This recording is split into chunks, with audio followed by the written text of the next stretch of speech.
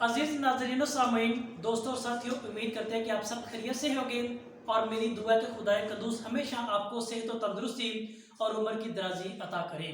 آج آپ کے سامنے ایک مایہ ناز شخصیت اردو زبان و ادب کے حوالے سے اور خاص کر ہمارے مسیح شعراء ہیں، ان میں ایک عظیم مثال ہمارے سامنے نذیر قیسی صاحب کی شخصیت ہمارے پاس موجود ہے۔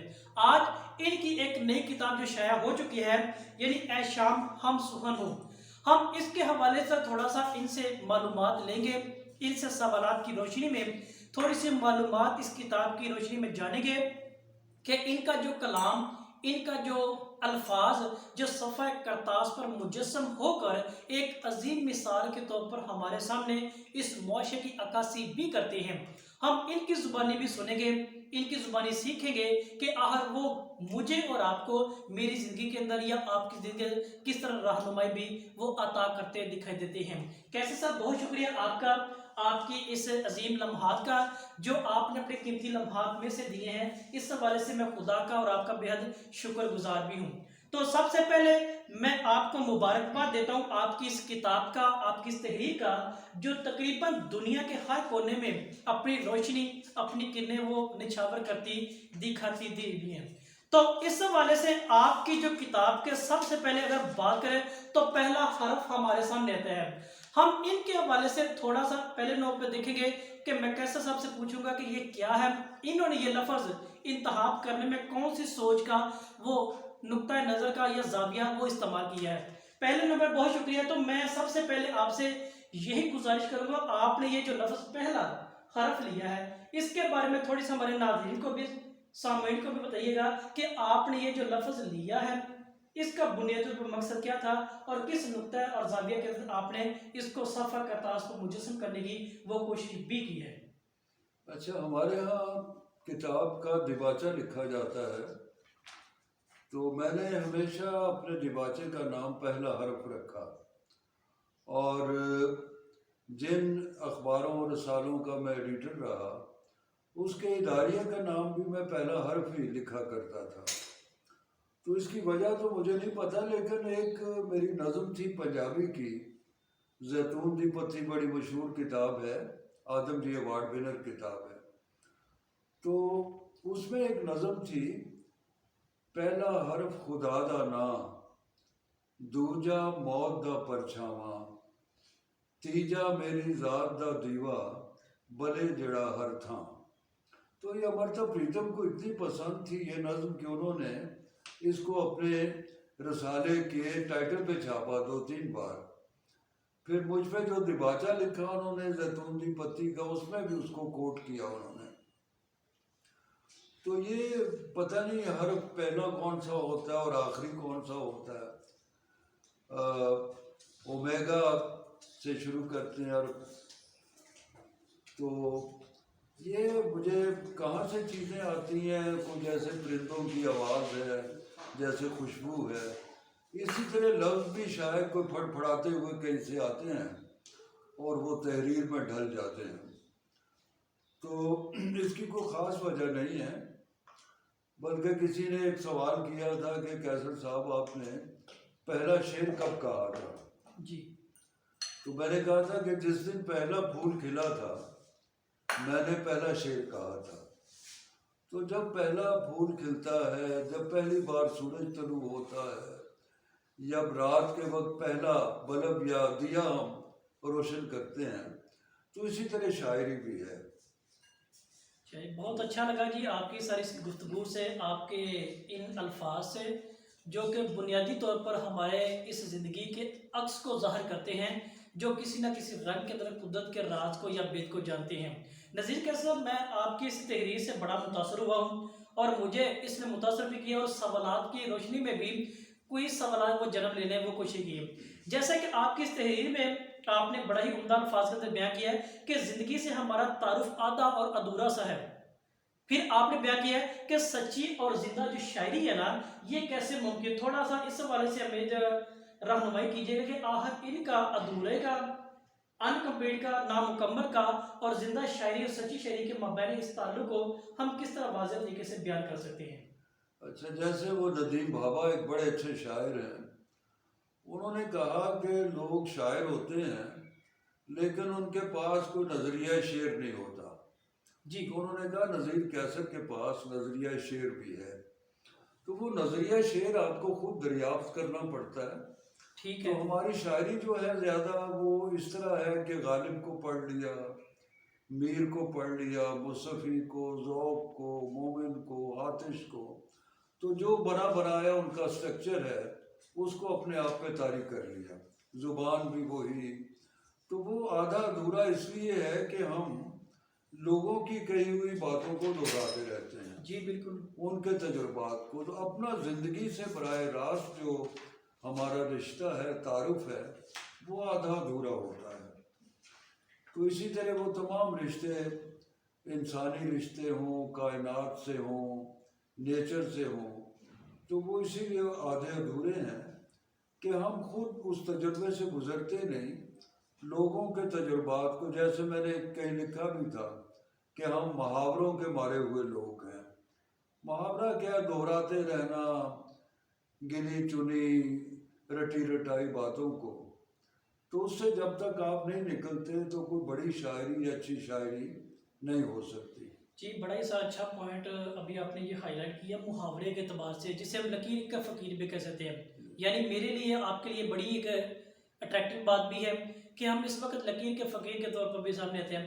ابھی میں سر یہ پڑھ رہا تھا آپ کی کتاب، اس کے جو پہلا حرف کی تحریر پہ، تو یہاں پہ آپ نے ایک جج کا ذکر کیا، خلیل الرحمان کا.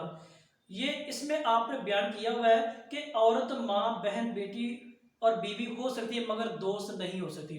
اس سٹیٹمنٹ کے حوالے سے میں تھوڑا سا کنفیوژن کا شکار ہوں کہ میں اس وقت کشمکش کی حالت میں ہوں. مجھے سر تھوڑا سا بتائیے گا کہ یہ سٹیٹمنٹ کیسے، کیوں کر اور کس انداز میں یہاں پہ آپ نے لکھی ہے، اور اس جج صاحب کا حوالہ آپ نے کس انداز میں دیا ہے. میں اس چیز کو سمجھنے کی ضرور کوشش کروں گا. تو ہمیں اس حوالے سے تھوڑا بتائیے گا کہ یہ سٹیٹمنٹ کیا ہے.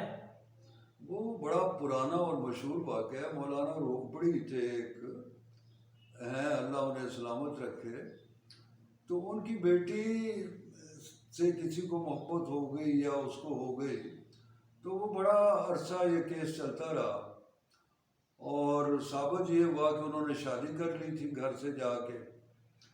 تو مولانا روپڑی بڑے محترم تھے اور ہیں، تو ان کا بڑا پریشر تھا معاشرے پر. تو وہ اپنی بیوی کو لے کے بھاگ گئے، جو محبت کرنے والے تھے دونوں، میاں بیوی. تو انہوں نے کیس کر دیا کہ یہ شرعی طور پر غلط ہے. تو وہ بہت عرصہ مقدمہ چلتا رہا.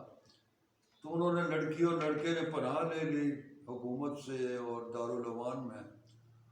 تو انہوں نے کہا ہماری جان کو خطرہ ہے. تو آخر وہ خلیل رمدے جو اس زمانے کے جج تھے، تو انہوں نے یہ فیصلہ لکھا کہ عورت جو ہے وہ ماں ہو سکتی ہے، بہن ہو سکتی ہے، اور بیوی ہو سکتی ہے، دوست نہیں ہو سکتی.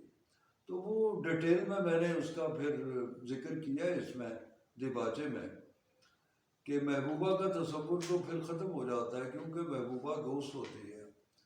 تو اس طرح تو ہمارا جو لوک ورثہ ہے، جس میں ہیر رانجھا ہے، سسی پنو ہے، مرزا صاحبہ ہیں، وہ سارا پھر، بلکہ آپ لوگ ورثے کو نہ بھی لیں، دنیا بھر کی پینٹنگ جو ہیں، وہ مائیکل اینجلو سے لے کے پیکاسو تک، ساتھ کین تک، چغتائی تک، وہ جو عورت کے حوالے سے پینٹ کی گئی ہے، ایک لو کا ٹچ جو اس میں ہے، تو وہ تو سارا پھر ان تصویروں کو بھی جلا دینا چاہیے. میر سے غالب اور ناصر کاظمی تک جو عورت کا کانسیپٹ ہے، وہ تو پھر سارا غلط ہو جاتا ہے.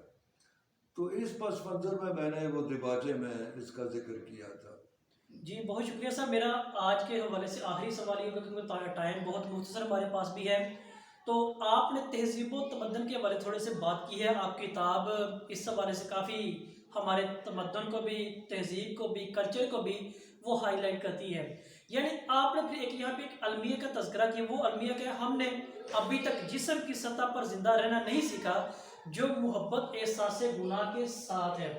تو اس حوالے سے میں کہتا ہوں سر، محبت کی شریعت پھر کیسے تخلیق ہو سکتی ہے؟ ابھی تک تو ہماری اس تہذیب کے اندر وہ مقام و مرتبہ بھی تخلیق نہیں ہو پایا جو کہ ایک پیور خالص محبت کو ہونے کی ضرورت بھی ہے، تو اس کو ہم پھر کیسے تحقیق کر سکتے ہیں؟ تو اس حوالے سے میری تھوڑی مزید رہنمائی کیجیے گا کہ یہ کیسے ممکن چیز ہے؟ اچھا، یہ اس لیے وہ میں نے اس میں وہ کوٹیشن بھی دی ہے کرنچیوں کی کہ محبت افضل ہے سب سے، کہ آپ اتنا ایمان ہو پہاڑوں کو ہلا دیں اپنی جگہ سے، لیکن محبت نہ کرے تو وہ ٹھنڈھناتا پیتل ہے آپ کا، جھنجھناتی جھانجھ ہے آپ، جیسے خالی برتن کی آواز ہے، اس میں پانی نہ ہو، کچھ بھی نہ ہو۔ تو محبت کا رشتہ بھی جیسے میں نے وہ آپ نے کہا تھا آدھے ادھوری چیزیں ہیں نا۔ بالکل اب محبت میں یہ جسٹس رمدے کی بات کرتے ہوئے سوچ رہا تھا کہ اس میں ہمارے شاعروں ادیبوں کا بھی بڑا قصور ہے کہ انہوں نے عورت کو پینٹ ہی اس طرح کیا ہے شاعری میں، شکوے شکایتیں سوکنوں جیسی لڑائیاں نہیں جیسی ہوتی، بے وفا ہے، ستم گر ہے، رقیب کے ساتھ جانے والی ہے۔ تو یہ بھی ایک بہت بڑا المیہ ہے ہماری شاعری کا کہ عورت کو وہ حقوق، عزت احترام کے حقوق جو محبت میں ہوتے ہیں وہ شاعر ادب نے بھی بہت کم دیے ہیں انہیں۔ وہ ظفر اقبال بہت بڑے شاعر ہیں، ہمارے دوست بھی ہیں، تو ان کا بہت بڑا کنٹریبیوشن ہے۔ تو انہوں نے ایک انٹرویو میں میرے ساتھ ان کی بات ہو رہی تھی، ادب نامے میں وہ پڑھا ہوا ہے نیٹ پہ، تو انہوں نے کہا کہ میں سمجھتا ہوں کہ شاعری اردو غزل تو عورت سے گفتگو کرنے کا نام ہے۔ تو میں نے کہا کہ اگر اس کو مان بھی لیا جائے تو ابھی تک اردو شاعروں نے عورت سے گفتگو کرنا بھی نہیں سیکھا۔ تو یہ اس لیے وہ آدھا ادھورا عمل ہے کہ ہم صرف بنے بنائے جو ہمیں دیے جاتے ہیں اسکیچ۔ ابھی میں نے وہ غزل سنائی تھی یہ بڑے مشاعرے میں آل پاکستان مجلس ترقی ادب میں، تو اس میں ایک شعر تھا کہ وہ لوگ اپنی نئی شکل کیا تراشیں گے، وہ لوگ اپنی نئی شکل کیا تراشیں گے، جنہیں خدا بھی ملا ہے بنا بنایا ہوا۔ تو یہ بنی بنائی چیزیں جو ہمیں دے دی جاتی ہیں اور ساری عمر اس کو بسر کرتے رہتے ہیں، تو اس سے آپ کے اندر کوئی تبدیلی، اب کرسچن پوائنٹ آف ویو سے بھی ہے کہ بپتسمہ کیا ہے کہ آپ کو تبدیل کرتا ہے، آپ نیا جنم لیتے ہیں، نئی پیدائش ہے آپ کی۔ ایک تو نیچر نے آپ کو پیدا کیا ہے، دوسرا آپ نے خود بھی ایک نیا جنم لینا ہوتا ہے اور وہ ہم لیتے نہیں۔ بپتسمہ بھی رسمی طور پہ ہم لیتے ہیں، تبدیل نہیں ہوتے اندر سے۔ تو اس طرح جب تک آپ تبدیل نہیں ہوں گے، نئی آنکھوں سے نئے ہاتھوں سے چیزوں کو ٹچ نہیں کریں گے، اس وقت تک یہ نامکمل اور ادھوری محبت رہے گی۔ محبت میرے نزدیک یا عشق حقیقی یا مجازی بھی نہیں ہوتا، بس عشق عشق ہوتا ہے، محبت محبت ہوتی ہے۔ اور یہ جب شعور آ جائے تو پھر آپ محبت کو دریافت کر لیتے ہیں۔ جی بہت شکریہ کیسر صاحب آپ کی اس گفتگو کا، کہ جو آپ نے اپنے قیمتی خیالات کے ذریعے ہمارے اس کلچر میں، اس معاشرے کے اندر جو ایک ادھوری چیزیں ہیں نا، ان کو منظر عام پر لانے کی کوشش کی ہے۔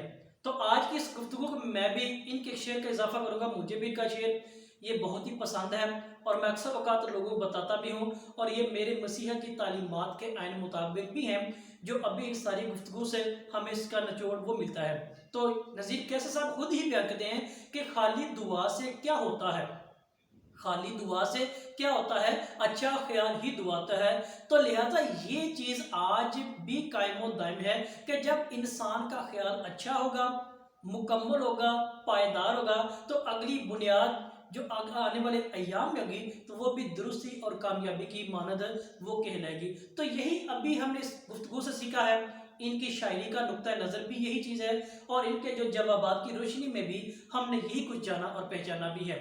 تو اس حوالے سے جو نذیر کیسر صاحب آپ کا بہت شکریہ، میں آپ کی اس گفتگو کا، آپ کی اس علمی تگ و دو کا، جو آپ نے آنے والے ایام میں نوجوان نسل کی جو رہبری کے حوالے سے ہے وہ عمدہ اور نفیس انداز میں وہ بیان کی ہے، اور صفحہ کرتاز پر مجسم کر کے ان الفاظ کو سنہرے حروف میں وہ بیان کیا ہے۔ ہم آنے والے ایام میں مزید ان سے کچھ سیکھیں گے بھی इनकी बातों से सीख कर आने वाले अय्याम में कामयाबी और कामयाबी भी हासिल करेंगे और ज़िंदगी हक़ाइक़ से भी आशना होने की कोशिश करेंगे। नज़ीर साहब, आपका बहुत शुक्रिया। आपका भी बहुत शुक्रिया।